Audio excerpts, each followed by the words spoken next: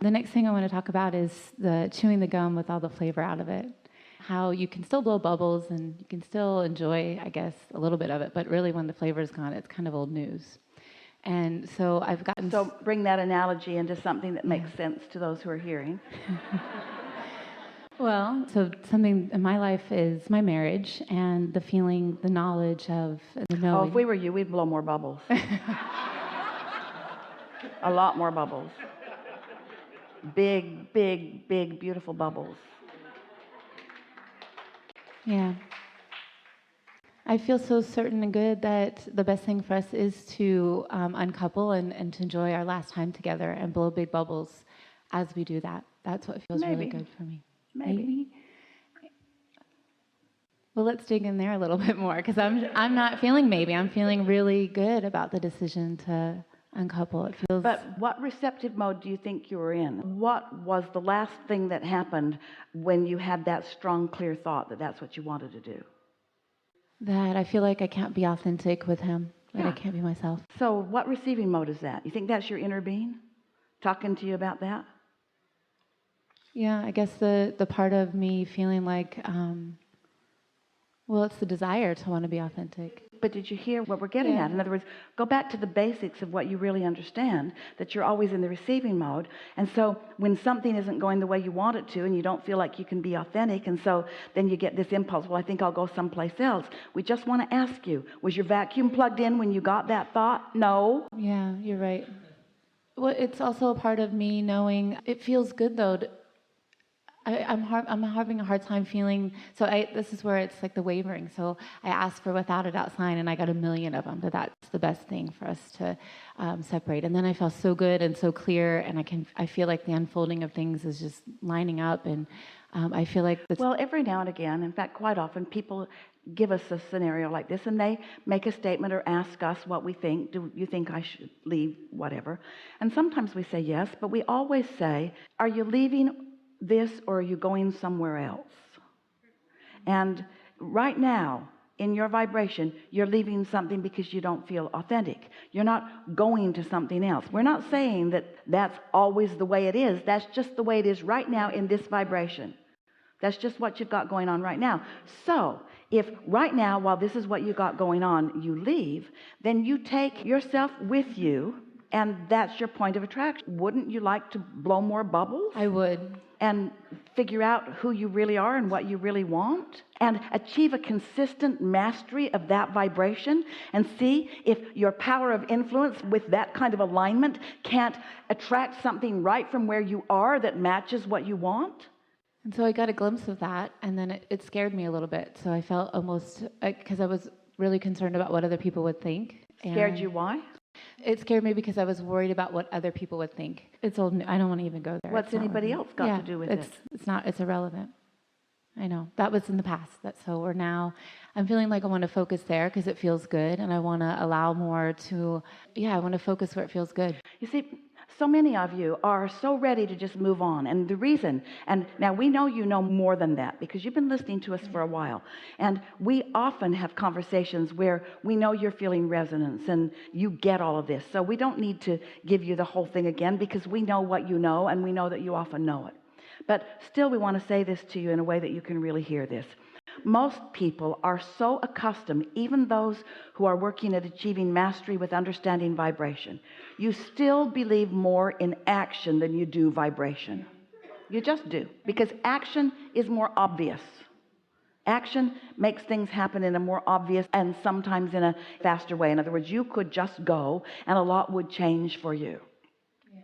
But what we're talking about in all of these hours that we're together is mastery of your own vibration, which means mastery of alignment with what you really want, which means clarity as you are moving forward. And we don't feel anything even close to clarity, even though you're making strong statements about what you've decided to do. There's no clarity backing up that decision.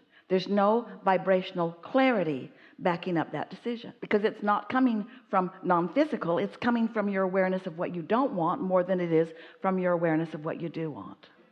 And I think there's so much momentum. So when you asked the question earlier about what receptive mode was I in when I was so aware, it's the idea that I've been wanting to be a mom for about 9 years, and he doesn't want to be a dad. And so it feels like action is really easy for me. So if you pick up the vibrational stick, I want to be a mom, what do you think vibration is most active? Not being a mom. What? Not being a mom. Being prevented from it or not being it. What's that really talking about, even more than the subject of being a mom? What's that subject talking about? It's talking about getting to do what I want to do. It's talking about my freedom. It's talking about me getting to choose. So what we're saying to you is if you walk away from something that you think is preventing you from being able to create what you want, you walk away and nothing changes. But if you stay right where you are and you find that sense of freedom, and then you are inspired to walk away, that's a whole different thing. That's an entirely different thing. So many people are moving away from what doesn't feel good instead of moving toward what does feel good. And it feels good, though, to feel like I have an option, that I can. It feels good to think that there's a possibility that I can be a mom. When I feel so clear, I feel like the possibility isn't with him. Well, we can feel where you're at, and we are pretty sure about what you're going to do.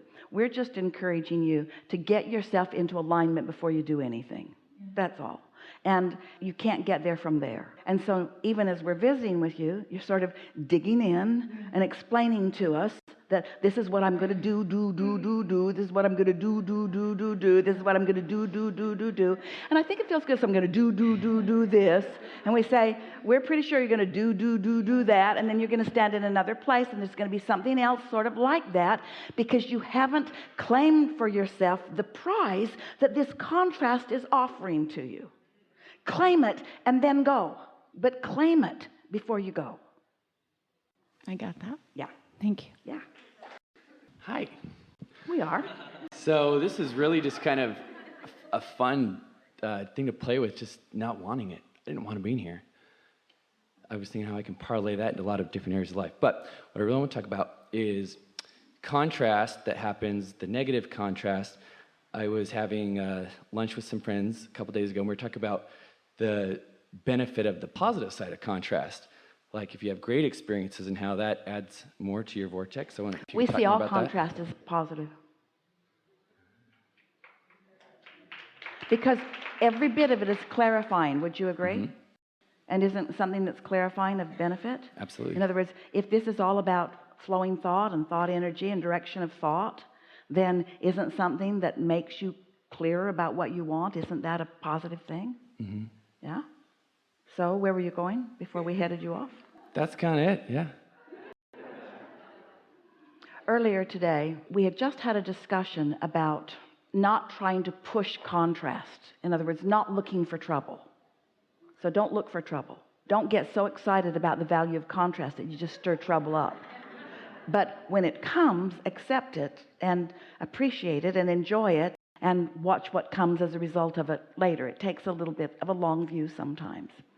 So earlier today, we were talking about not looking for trouble. But when contrast comes, it was the discussion about step 1, 2, 3, 4, 5, and how every now and again, you're just all of a sudden back in step 1.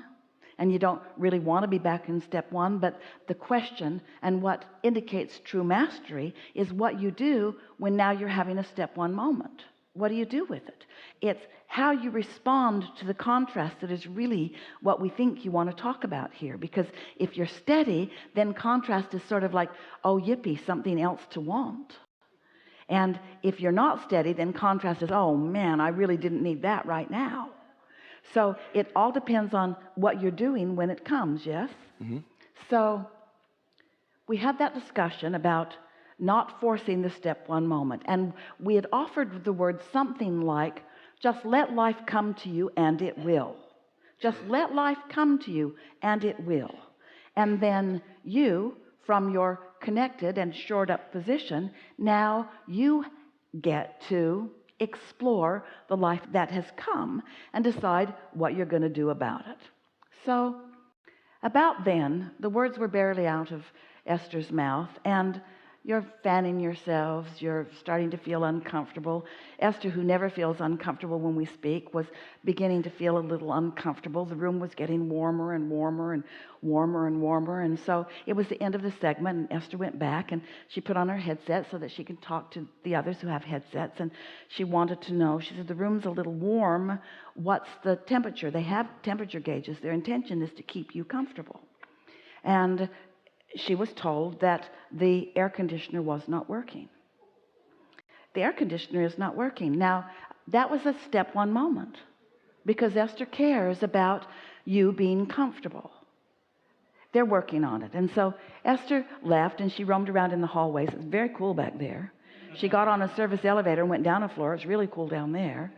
Happened to run into one of the managers of the hotel and was able to say, it's very warm in our room. And she was told, we have a broken unit and we're calling backup. And then she can hear them talking to the people. They're not on the premises. Esther knows backup isn't coming. Not in time to cool this room down. But Esther still, she hasn't lost her grip. She isn't starting to panic. She's having a step one moment. So the simple solution is just open some doors. Let's get some cross ventilation. It's not that bad in here. The air conditioner is not working, but a solution comes. The solution works. You might call it coping. You might call it just making the best of a situation. Because what are you going to do? A step one moment happens. Are you just going to cease to exist now? You can't bang it into place. What are you going to do? What we're really asking you is, do you have any choice? If you are a master of alignment, and if you care about feeling good, and something happens over which you have no in this moment control, what are your options?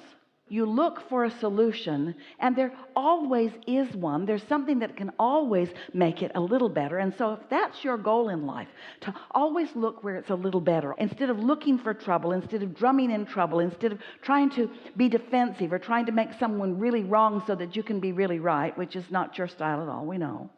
If you can instead look in the direction of what you want, there's always something that's coming. And if not right now, this red hot minute, eventually. Life is supposed to be fun. And you really do want it to come to you in ways that allow you to utilize the skills that you are developing. And the greatest skill that any of you could ever develop is the skill of alignment no matter what. That's the skill of unconditional love. That's the skill of needing no one to do anything in order to fix this. It was almost a relief to Esther when she realized that there was no one on the premises that was going to be able to do anything about that. Took all the tension off the action part of it. And we want you to take all the tension off the action part of everything. Because that's not where the leverage is. That's not where the power is. That's not where the influence is. That's not where the fun is. That's not where the power is. That's not where the creation is. That's not who you are. You didn't come to demand conditions to which you could have an emotional response. You came to conjure an emotional response because of your ability to focus, understanding that everything else would follow. Can you feel the distinction? You're really getting the hang of this. This is not a hard thing. It is as difficult as this. This is the terrible price you have to pay. As happy as I can be right now, that's the terrible price that you have to pay. Just look for the best feeling thought that you can find right now. That's the price that you have to pay. And because you've already done, hear this, you've already done all the work. You already lived most of the contrast that has erupted into this magnificent vibrational creation that now is manifesting into your experience. Most of that work you already did in all the step one moments. Now you're refining and amending, but it's really slight in relationship to what's really there. So now this is the really fun part. This is where you chill and you get to witness the benefit of your chilling. Not the benefit, this is the distinction that we want you to hear, not the benefit of your hard work. Because in the moment you start crowing about your hard work, you're lost again. In the moment that you start justifying and defending why it's now time for good things to come to you because of the price you've paid, everything slows right down, because nothing comes to one who believes they've paid a price. It only comes to those who believe they deserve the solution that they're looking for.